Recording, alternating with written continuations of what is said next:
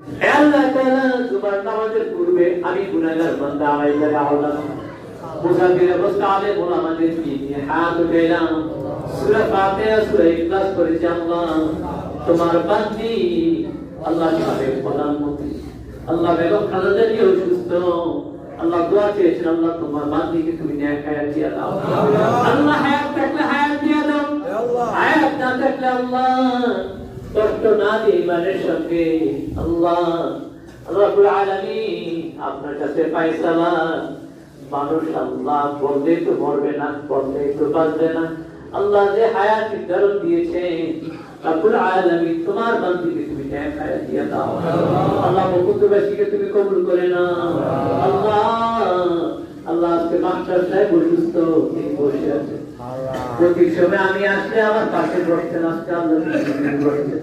আল্লাহ master সাহেবকে আল্লাহ তুমি হ্যাঁ হায়াত দিয়ে দাও রাব্বুল আলামিন